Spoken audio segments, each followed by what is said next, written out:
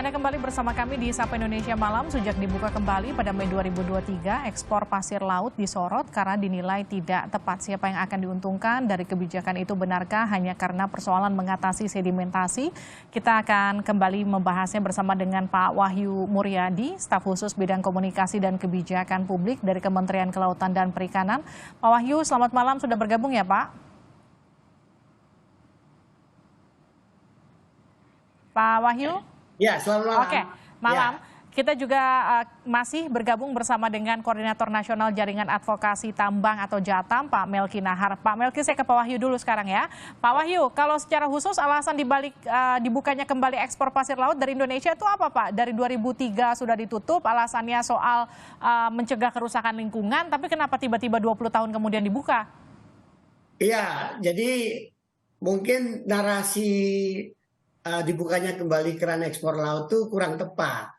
Ya, kalau boleh saya koreksi, ini sebenarnya adalah kebijakan untuk istilahnya itu pengelolaan sedimentasi di laut, di mana dalam bahan baku dari sedimentasi itu unsur-unsurnya selain lumpur, termasuk juga material lain, termasuk juga diantaranya pasir.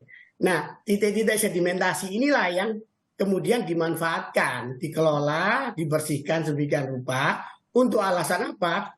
Untuk yang dalam pandangan kami adalah untuk menyehatkan laut kita. Ini sesuai dengan misi dari pemerintah dalam ini KKP, yaitu harus menjaga, merawat, dan juga menjaga kesehatan laut kita sesuai dengan amanah Undang-Undang Kelautan pasal 56, Undang-Undang 32. Jadi yang juga tolong dikoreksi adalah jangan jump up langsung ke konklusi harus ekspor, enggak.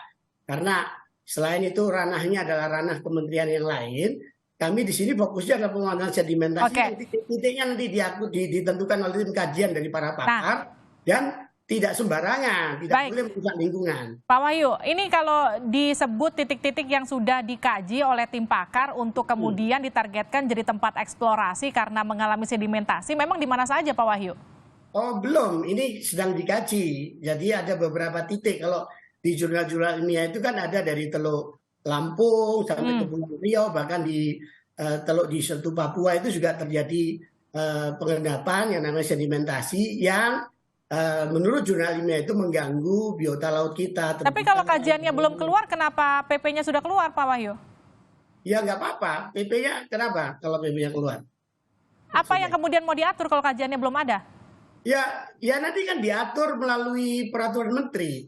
Ini kan peraturan kaidah normatif untuk menentukan satu kebijakan, prinsipnya seperti itu, di mana sedimentasi itu akan dikelola sedemikian rupa dimanfaatkan untuk kepentingan domestik ya, karena kebutuhan domestik yaitu banyaknya reklamasi yang sebuah keniscayaan itu luar biasa. Dan kalau soal kebutuhan domestik, soal pasir laut yang kemudian didapatkan dari eksplorasi sedimentasi ini, datanya juga sudah ada belum Pak?